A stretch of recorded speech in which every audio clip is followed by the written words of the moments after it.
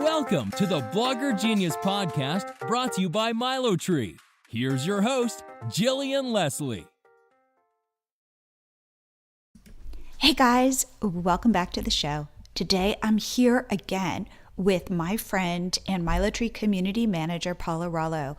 Today we're digging in on how to find opportunities in your business to make money. I think we all want to know how to do that.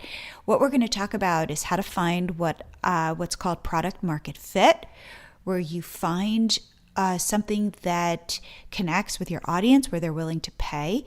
Then we talk about how to build that out, how to test it, and then ultimately how to scale your business. I think as business owners, this is really the holy grail. This is what you want to be thinking about. This is what you want to be testing for. So without further ado, I bring you my my conversation with Paula Rollo. Paula, welcome back to the show. Thank you for having me back. I love when we sit here and we talk about business topics. So today we said we're going to talk about scaling and what scaling means and when to scale and when not to scale, because we had been talking about this as a concept previously, and we both are like, hey, let's dig in.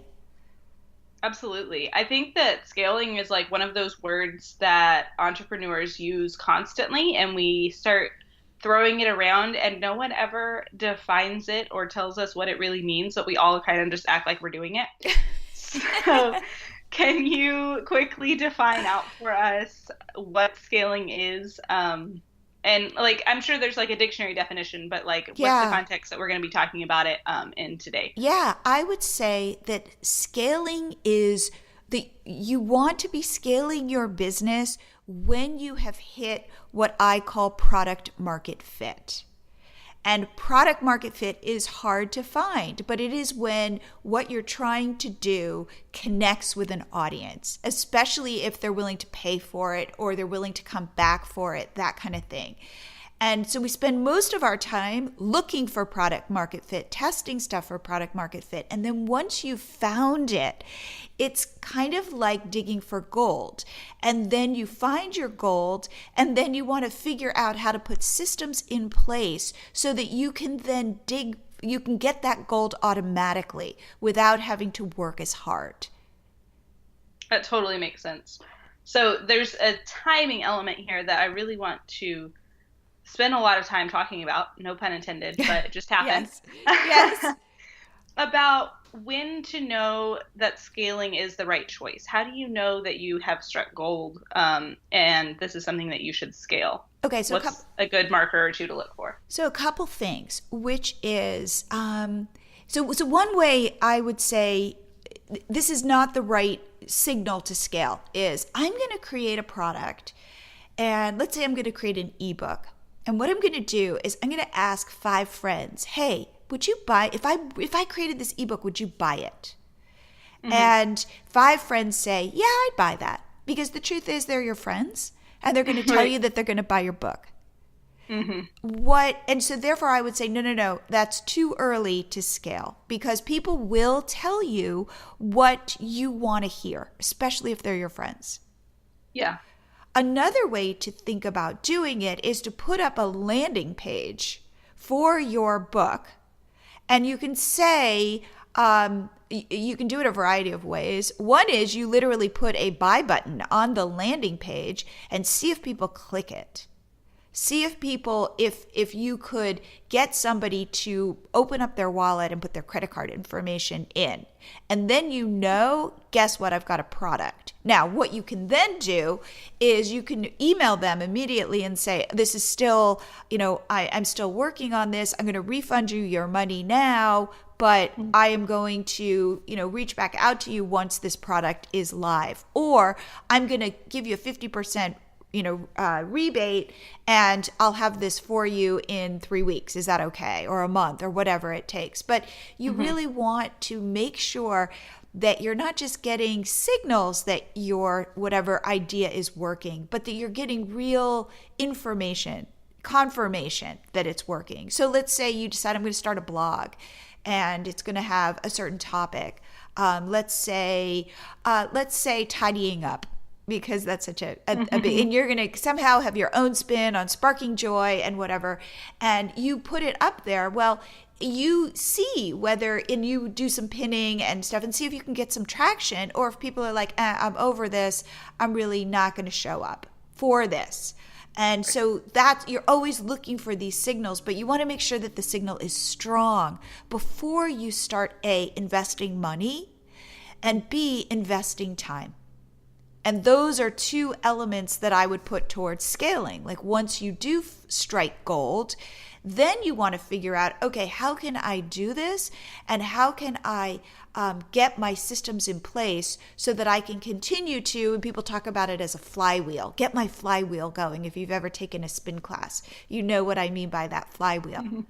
And where it's just, and by the way, it's hard. It's not like, oh, wow, everybody else seems to have figured out their flywheel and I can't find mine. Remember, on the internet, you're competing with the world. So a lot of the low-hanging fruit has already been kind of picked. And so you might spend a lot of time trying to figure out what your product market fit is. Okay. So as you're planning, how much of a business plan do you need then to get started? Because I think a lot of the time, another thing entrepreneurs talk about is like having this from day one vision for the next 10 years or 5-year plan or whatever it is. So how much of a drawn up, mapped up plan do you have before you start trying some of these things? Or do you just kind of jump in with the first idea that you have? I would say that in the past, I would have said, go out and Google business plans and write a business plan, because it will get your brain in the game. Might not get other people in it, but it will get you aligned, like get you thinking about what you're doing. Today, my advice would be different. It would be to definitely write down what you want to be accomplishing, what your goal is, and what your hypothesis is. And then because today tools are relatively inexpensive, you can get a landing page up very quickly. You can, start a blog very quickly and very inexpensively. I would start building something, but not putting a lot of money in it. I would put some time into it, and then I would be constantly getting feedback. Okay. Because what we have discovered is the more open you are to the experience of co-creating with your visitors, with your customers, the more success you'll have. The more you are listening, the faster you will find a solution to a problem people are having. Yes, absolutely. I go back to the start of Catch My Party, and I think we've talked about this, but my husband worked at MySpace. And I was a writer in Hollywood writing teen movies. So we thought we so understood teens, especially teen girls, because I had been a teen girl. And we built Catch My Party for teen girls because we thought, and it was like, I don't know if you remember, there was a show on MTV called My Super Sweet 16. So we're like, hey, what if we took this concept and created a photo sharing site for teen girls to share photos of their parties? And we hired some developers, because this was before the days when you could just get a website up on Squarespace or something like that. And we worked, and again, we did it on the cheap, and we did it as a side hustle, which was not called a side hustle back then. It was just called like late nights working with some developers in Indonesia. That's what it was called. And we built the site, but like we hired a designer, again, on the cheap, but we did, and we worked on wireframes, and we did like the whole 9 yards. We built this site for teen girls, and we like opened the door. We're like, okay, guys, come on in. And it was crickets. It was total crickets. And then what happened was, and I think I might have said this, like I would be stalking teen girls on the internet. And this was like before Facebook. And I'd be like, I would find some photos of somebody's party, and I'd be like, hey, will you put your party photos up? And I'm some 30-something, mom. And they'd be like, this is creepy. Like who, I would, like nobody would respond to me. Right. And I was like, oh no, what do we do? We spent money. We built a whole website. We've been spending months and months on this. And then luckily for us, moms with Etsy shops started putting photos on our site. And it was like, whoa. And of course, this is the point where you need the mindset of flexibility, because in the beginning we didn't have it, because we had this vision. This is teen girls, and all of a sudden we're getting moms, and we're like, oh my God, this is wrong. This is not the audience we wanted. Should we delete their parties? Yes. And then we had a moment where we said, wait a second, because then another mother would do it, like another person with an Etsy shop, because what we allowed you to do was put links on your party page. So if I had an Etsy shop and I create beautiful party hats and the site is letting me put links on it, cool, I'll put pictures of my parties on. So we made that choice. And then what we decided was, wait a second, maybe this is our site. Maybe it is for moms with beautiful Etsy shops, and we should go that way. And that was a moment where I think we were on vacation. We were in Palm Springs, and I remember feeling depressed, thinking, oh no, this isn't right. Like, what do we do? And we thought, like, is it mean to delete their parties? And then we said, wait, maybe this is the direction. So again, the lesson was so powerful for us, which is go toward that, especially if it's if it's an audience that you want.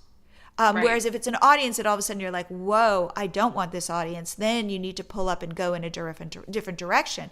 But if it's an audience that you never anticipated but could work for you, that's where the flexibility comes in. That's where the learning comes in.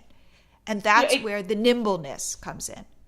It kind of reminds me of Pinterest back in the day, and how initially it was for decor. It was for, I mean, I don't even remember all the things, but it was mostly that. It was weddings. It was crafts. It was DIY. It was cupcakes. Yes, so many cupcakes, so many mason jars and burlap and all of those things. And then bloggers kind of went nuts on it.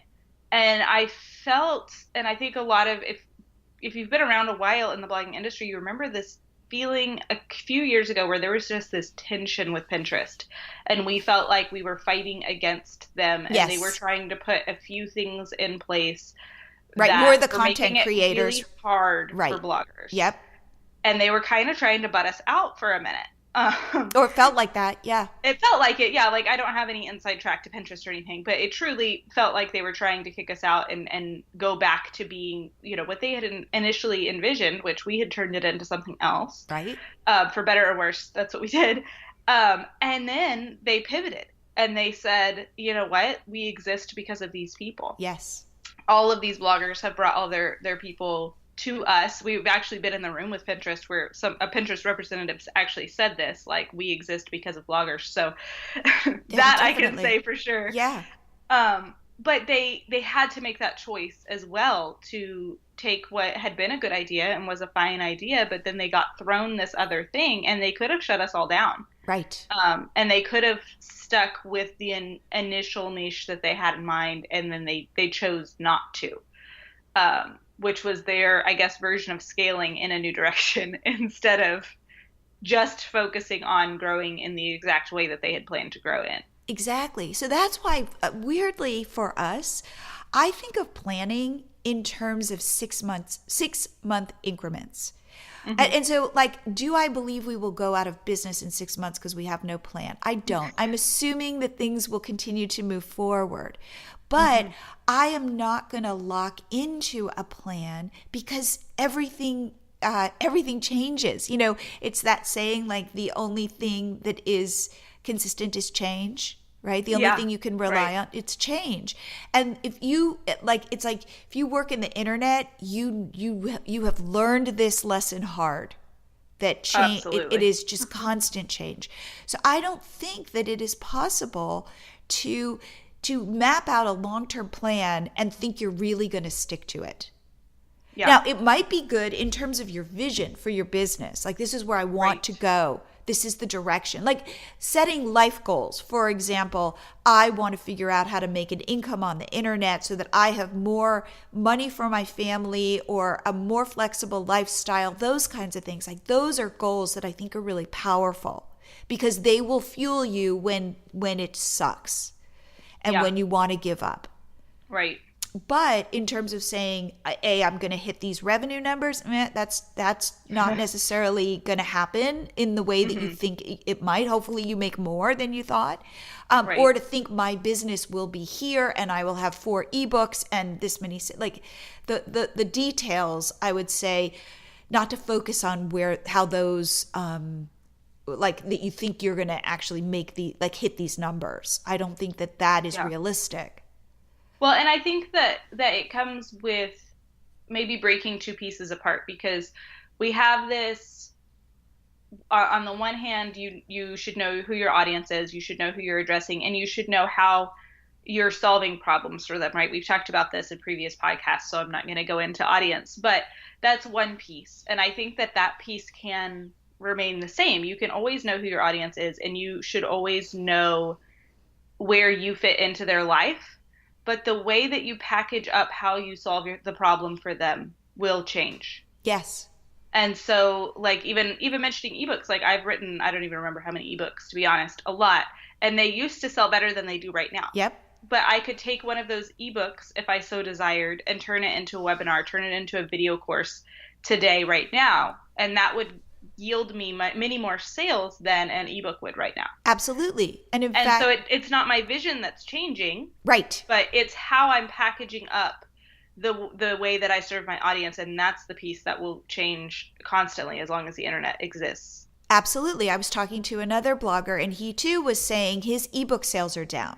And he said that he thinks it's because we're now so used to being on our Kindles and buying a book for $7, and to buy a $30 ebook or a $20 ebook doesn't, that's maybe 50 pages, when I could go to Kindle, and on my Kindle and get a new book and it's 200 pages, that the calculations don't make as much sense right now for your typical customer. I mean, that's his theory.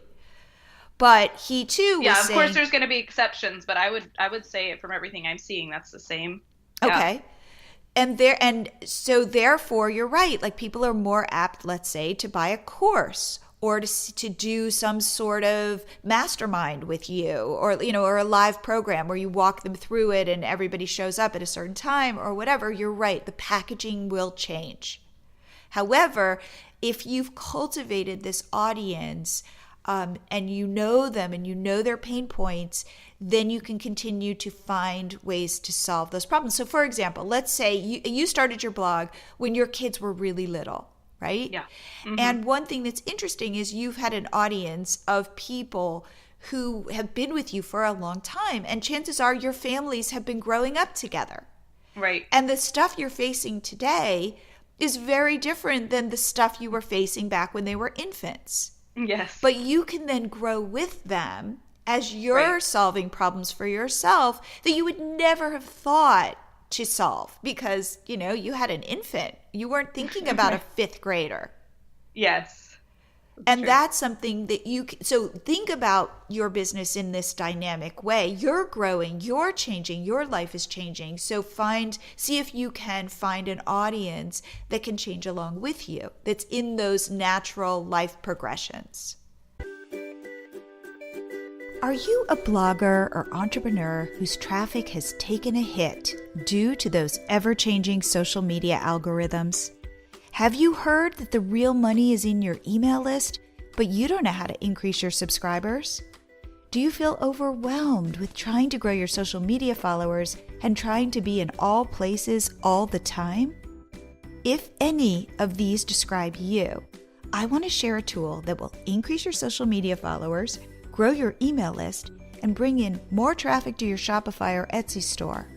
Well, it's called MiloTree. MiloTree is an app that my husband David built for our site, Catch My Party.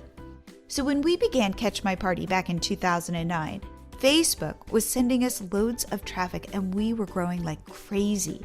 Well, that is until a sudden algorithm change had us scrambling. We knew that Pinterest was the best place to get more traffic, and so in 2015, David built a pop-up to grow our Pinterest followers, knowing that the more followers you have, the more traffic to your site. Well, it worked immediately, and it worked really well. In the 4 years that we've been using the MiloTree app on Catch My Party, our Pinterest account has grown exponentially to over 1.1 million followers, and Pinterest now drives millions of page views to our site every single month.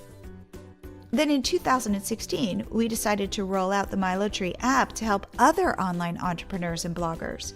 So we had originally built our pop-up for Pinterest, but after seeing how effective it was for our own business and hearing from hundreds of satisfied customers, we decided to expand the app to include not only Pinterest, but Instagram, Facebook, YouTube, Shopify, Etsy, and even your email list.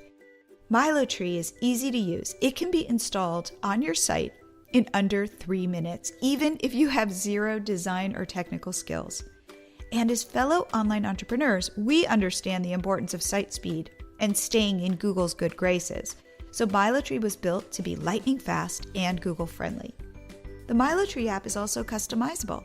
You can focus on growing one platform at a time or switch between several. The choice is yours. Now, we provide you with the analytics you need to decide which platform to focus on and what works best for you.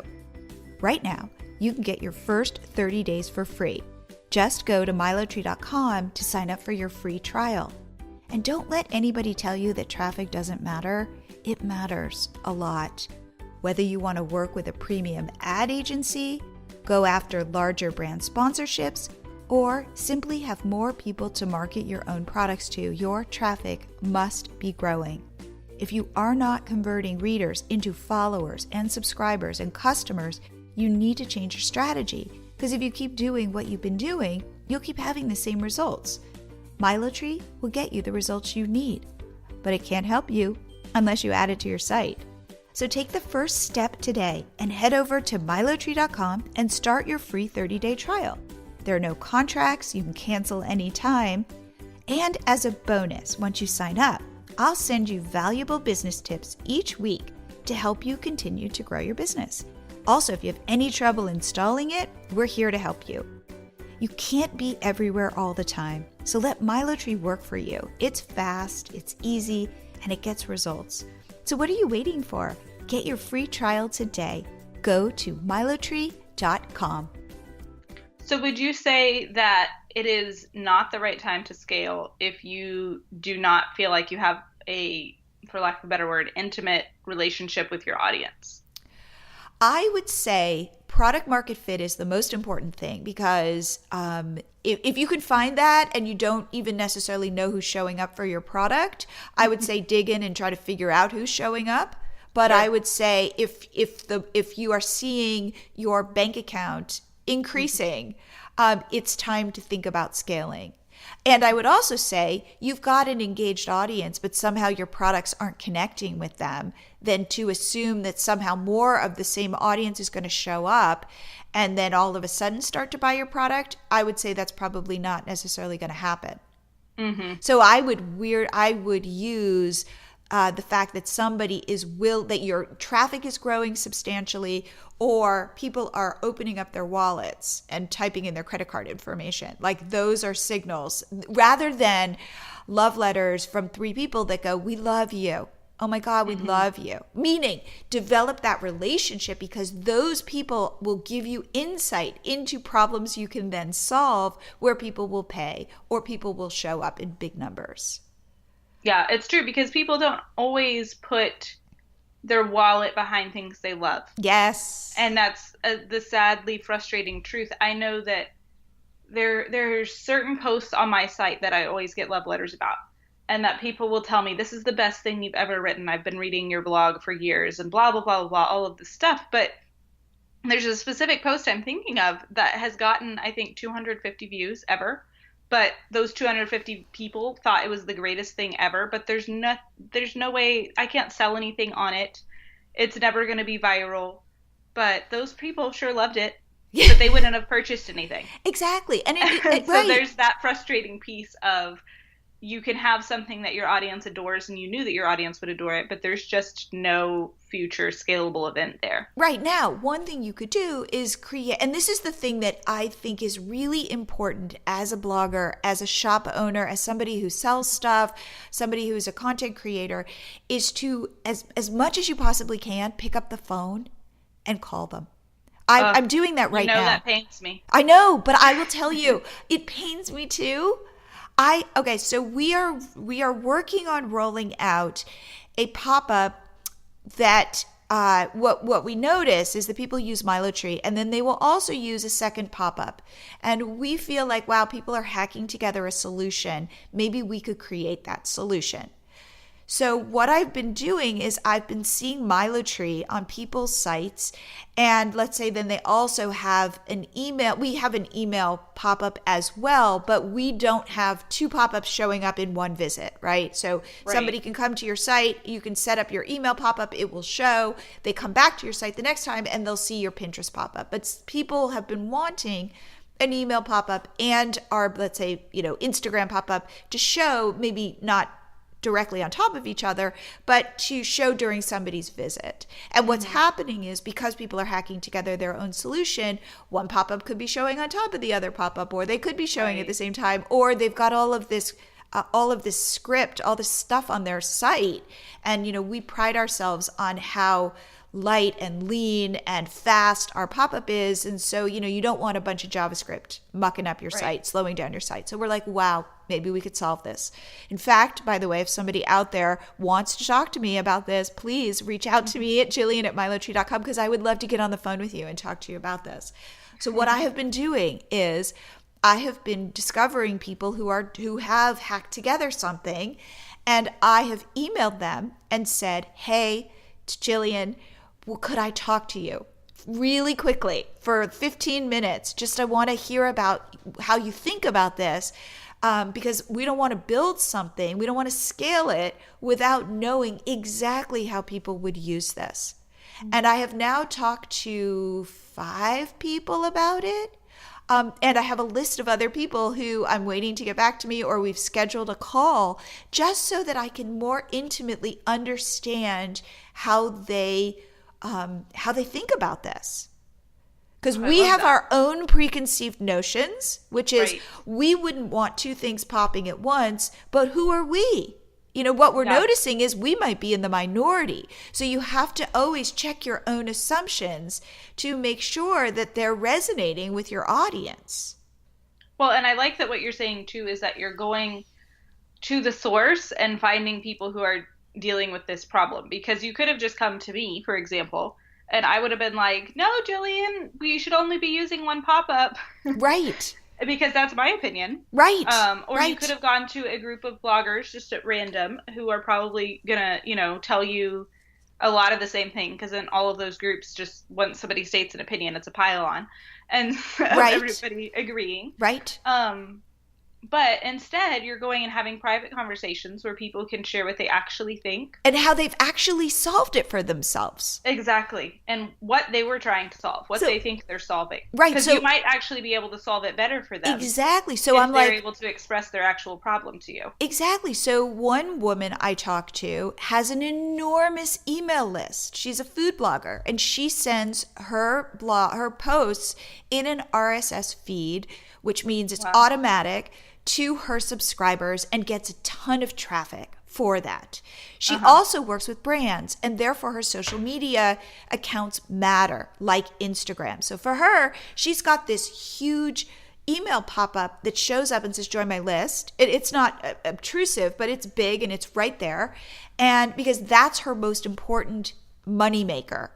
And then her second most is getting brands to say, wow, she's got some serious followers, we should work with her. So then she has her email, her MiloTree Instagram pop up. And I'm like, okay, that's really interesting. These are her 2 kind of major sources of income, and she's trying to serve both masters.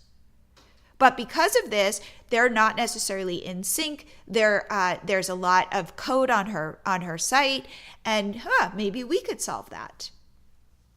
That's fascinating. So that's, though, how we're thinking about it. So we're out in the world. So weirdly, when I would see people with like 2 pop-ups, I'd be like, what are they doing? No, my initial instinct was to discredit it, or to say, no, that's not really something people are doing. And then to step back, kind of like when I was initially bummed that moms started putting parties up on Catch My Party, thinking I would delete them.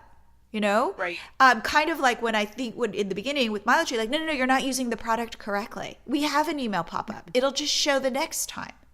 to Right. go, who am I to know this? You know? Yes, you don't know what they need in their business and Exactly. why. So there's something very humbling about getting on the phone with somebody. One, I will say, people have been so nice, so lovely. And it's interesting to hear about their businesses, and they're willing to share, and they're willing to help us build. This is the other thing, which is I go, okay, when we build something, can I show it to you? Can I get your feedback? Mm.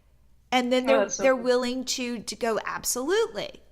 Now, Yeah, if because you really are solving a problem for them. exactly, and I want to make sure we solve it. I don't want Right. to be spending our time spinning our wheels thinking we're kind of solving it, Hmm. but maybe Right. we're not thinking it through. And one thing too is if you are building a course or if you are building an ebook or something like that, I love this idea, which is you build the initial course with people who would, you sell it cheaply first, and then you say, hey, you're my test group, you're my beta testers. Like, I want you to help me build this course, because then now all of a sudden they feel listened to. Yes. And so they're getting the value. They're getting it at a discounted price, but I would not ever do it for free. Yes. You want people to have skin in the game.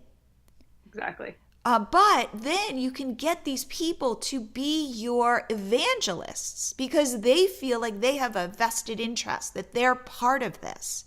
They're part of this community building a product. And people are more willing to listen to them too if they know they had to pay. Yes, definitely. Always, like, do not give stuff away for free thinking the next time people are going to pay for it. Mm-hmm. It's a totally different mindset. And it goes back to what you were saying earlier about building an audience that you don't necessarily want, because there's buyer audiences and then there's audiences who will never buy anything ever, and they're just freeloaders. Yes. And you don't want to build your content around people who would never buy anything in the first place and who are just there for the freebie, because exactly. then the product will then not be suited for those people who are really excited to fork out their money for convenience, for a great product, for whatever it might be. You have to make sure you're targeting those people. Exactly. Like so David had worked at MySpace, and in the beginning they did curate people's accounts. Like if it was from some, I don't remember where, like they'd look at it and be like, if it wasn't like a teen girl or something, in the beginning they would delete that person's account. Wow. Which is why I can say that because, MySpace is no longer, which is why, again, I was thinking, oh my God, with Catch My Party, maybe we need to do like a reset, and Right. kind of, just to kind of curate your audience. And I would say, do not like delete people, but you do want to be attracting a clientele that can pay, or that is engaged, or that gives you what you want so that you can have a sustainable business. Because I say this to women all the time, especially women, we, as I think, struggle with this, which is we want to be givers and we want to be helpers. But at the end of the day, in order to do that, we need to make money. Right. And that charging for something is not bad. In fact, it's good, because then you can be more of a problem solver for your audience. Right. And that's a mindset shift. Yeah, it is, but it's an important one, because you could wear yourself out. You wear trying yourself to out. serve everyone, and then you miss out on the chance to really serve your true audience and the people that you set out to help. Absolutely. In the first place. Absolutely. So do, even as an introvert, like, it's weird, you're not an introvert and yet you don't want to get on the phone with people. I'm a millennial, so I don't want to talk on the phone. Oh, interesting. Well, I tried to do it via email, via surveys, that kind of thing. But there is something like getting somebody on the phone. No, it's very true. I've been using it more and more lately, and I don't love it, but I do it. Yeah. And yes. And again, like, here's the thing that I found. You make lifelong friends, meaning those are the people who get you, and it's like kind of spreading the vibe or the energy of your company. Mm-hmm. Yeah. You can come to MiloTree and you can see it, or you can come to Catch My Party. But one of the reasons why I love the podcast is because I get to put my vibe out there, so people see the person behind the company. Because I think that that it can seem kind of cold. Yeah, you just make an assumption that it's just like robots running it or something. Exactly. Like it, right. And really it's like you and me and David and, a couple other contractors and, Hmm. it doesn't look very, I mean, it's professional, but it's not like we're in some sort of office building or anything like that. And so it is about, I would say, connecting back to the idea of scaling. Hmm. You want to connect first. You want to solve the problem. You want to make sure that you are getting the traction then, like that it's real. It's not just people telling you what you want to hear. Hmm. And then, only then, would I say start thinking about scaling. And what I mean by scaling is paying for services that can help you, paying for a VA that could help you, um, putting money like advertising, in a more kind of intentional way. Because the goal ultimately is that if I put $2 into Facebook, and again, Facebook has gotten very expensive for ads, but let's say Pinterest or something, I put $2 in, I can get $3 back. Right. Now, to get there takes money and investment and like a stomach of steel. Like right now, we're trying to do this. We're trying to create a funnel for MiloTree using Pinterest ads. And you know what? I'm losing money every day right now Hmm. trying, but I'm trying different things. And again, I'm mining. I'm in the mining stage. Right. And it is a question of every day I go, oh God, I should turn these ads off, because it's not Hmm. working. And so that's the time when you feel really nervous because you do have a hypothesis and you're hoping that it works and it might not. Yeah, and it might not. And you know it might not. So then the question is, okay, how long will you try the experiment? Hmm. And it's like, how long can you stomach it? And are you learning? That's what I would say. If you're not seeing a major return, are you learning so that you can then make better choices moving forward? So how long do you typically give an experiment? You personally, I know that's I going to be know. different for Yeah. everyone.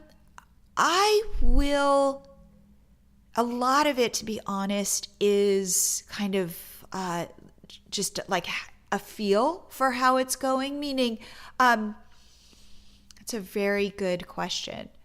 A lot of it is how long I can stomach it. Yeah. So here's what I would say.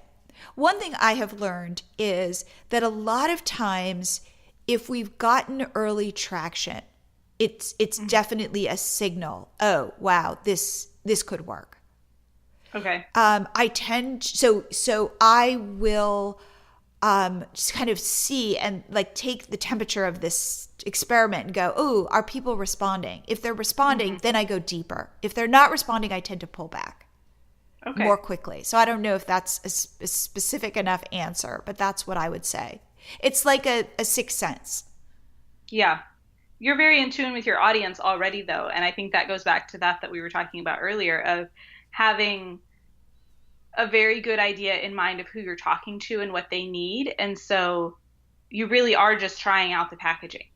Is this pin seeming to resonate with people? Are people clicking it, Right. And et then are cetera, et they cetera? Because the thing you're testing is not, is MiloTree a good product? right, You know right, MiloTree is a good right, product. right, You've gotten that feedback already. So it's not like you're throwing advertising dollars behind a product that may or may not actually do well on the market. You already know MiloTree is great. People love it. right, It's how do I package that, and are the people that I need to be resonating with my product resonating with this pen, which right. is a different question. Right. So one thing that I'm experimenting with now is our product is a little complicated. And again, we built it organically, so it wasn't complicated to us, but this is something that we're Right. thinking about. And now I'm saying, okay, could I break it up and advertise it as a Pinterest pop-up? And if you buy the Pinterest pop-up, guess what? You get all these other pop-ups too. And can I Right. market it as an Instagram pop up as a way to grow your Instagram? And hey, and then guys, if you want to grow other stuff, do it. Right? Hmm. Or like Yeah. as a Shopify pop up, because now we've rolled out a pop up for Shopify where you install it on your blog and it just says shop my store, Hmm. Uh, But what I realize is, as we have like to try to explain it as like grow your social media followers might be too general to like we're talking to everybody and nobody. So that's the strategy that I'm trying out right now, which is being more specific to a specific audience, because people who want to grow their Instagram followers might be a different audience than people who really want to grow their Pinterest followers or their email list or that. So it's like trying to think about it in terms of segments. So yeah, and I think that's fascinating that we can do now is segment it off in our ads. Yes. Because it used to be we would have to write a blog post, and your blog post has to address everyone. Right. Or you send an email and you send it to everyone on your list, where now we can segment off. These are people on my list who are interested in Instagram. These are people on my list who are interested in Pinterest. I can target specifically Facebook or Pinterest people who are interested in specific things. Exactly. There's so much more power that we have now. Yes, but again, I haven't yet found it. I mean, meaning I'm trying out for like our Pinterest pop-up, and I'm running some ads on Pinterest because that seemed like a natural fit. But I haven't yet figured out how to get it to convert. So if anybody has any ideas, please email me. And the one thing that I would say is check your assumptions. Really check them at the door. I have a friend, and she's building a company, and she's building an app for teachers. And she was, and she's just starting. And what she was, and David and I were helping her, talking to her about her product. And what we noticed was she hadn't yet even put it in front of teachers. And in her mind, she knew exactly how the teachers would think about it. And we kept saying to her, I promise you, your product is going to look so different once you've tested it with teachers. And they're going to have uses for it that you would never have thought of. But be open to hearing that rather than assuming that everybody's thinking the way you're thinking. And I said, be humble. And I do think entrepreneurship is a big exercise in humility. It is, for sure. Right? Because you fall flat on your face a lot. You know, we all do. And again, I thought like, oh, my Pinterest ads are going to like be perfect. And guess what? Like something's not working. So be humble, be open, and be willing to talk to people. I love that. And I think that's part of, like we said at the beginning, like we all talk about scaling. Yes. But these are the pieces that we don't really discuss. I feel like it's something that it's just like, we'll just go do it. Turn $5 into 10 and 10 into 20 and just magically this is going to happen if you use the word scaling enough. But these are the little pieces, I think, that get lost along the way. The phone calls with individuals, because we want to think so big. We want to think, I've solved the problem, like your teacher friend. I've already solved it. I already have it in mind. I know that this is the next step. When we miss the opportunity to make something even better, and that taking that moment to pause may actually help us scale larger in the future, because we have a greater vision and we've involved more people in the vision instead of just doing what we knew we could do today. Absolutely. And know that the mining part is hard. You're going to look around and you're going to be like, oh my God, this person has like a 7-figure course and they just built it. And trust me, it is hard. So if you're there and you're just looking to solve the problem and find a solution that people will step up and pay for, and it's not clicking, you are not alone. It's not like it's working for everybody and it's just not working for you.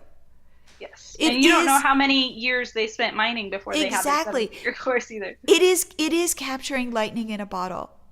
Yes. So keep in there and keep learning and keep being curious. And yes, you might have to spend some money, but again, this is where it's tricky. You don't want to spend a ton of money, and you want to be smart in those kinds of decisions. And if anybody has any questions and they want to reach out to me, again, please do, because I'd be happy to hear how it's going for you in your process. I love that. Awesome. Well, what do you think, Paula? Do you think we kind of covered it? I think so. I think that this is a good foundation to getting ready to scale, to knowing when you should probably wait, and then We didn't get into the like nitty gritty of how to take an ebook and turn it into a video course, but I feel like your audience knows how to do that part. Okay. That's the part that, Right. We can't tell you how to turn your business at what the next step for that is, but we can tell you on a business level some of the markers you should be looking for of if this is the right time or not, and when to take that step. And I think that that's kind of the question we were looking at today. Right. And a company like Teachable that I really like, they have all the tools for you to do it. But the question is this the right time? And are people going to buy your course? Exactly. So those how-tos are out there. They are. And we talk about them all the time. But it's really about stepping back and saying, is this the right time? Or am I going to lose a lot of money and a lot of time? Is this the right idea? Is this the right time? Right. Yeah. So know that's almost the easy part. It really is. Because you that's the part you'll have vision for and you'll know. Right. And they'll walk you through it. It's really this, I call this like the mucky part. Yeah. Where you're down there in the mud and you are just like looking for stuff. You're looking for jewels in there. Yeah. So I would say be willing to get dirty. Yes. Awesome. All right. Well, until we do this again, I love this. So we'll be back with another topic. And if you guys have, here's something too. We want to answer your questions. So please email your questions to, how about, Paula, do you want to take questions or you want me to take? Absolutely. Okay. Email your questions to Paula at MiloTree.com. And what we're going to do is we're going to have a session where we just go through your questions, and we'll do it anonymously. So we're not going to call anybody out, but really we want to hear from you. We want to know what you're thinking about and what you're struggling with. And we want to tell you you're not alone. Yes. Awesome. Well, Paula, thanks for being on the show. Thank you for having me again. I hope this episode was helpful at giving you a way to think about product market fit and how to solve your audience's problems. And this is where MiloTree comes in. To find that audience, you want to be growing your list. MiloTree has an email subscriber pop-up, which we partner with all the major email services like MailChimp and ConvertKit and Constant Contact, you name it. So head to MiloTree.com. Sign up, get your first 30 days free, get on my email list, and start getting closer to your audience so you can really help them and at the same time grow your business.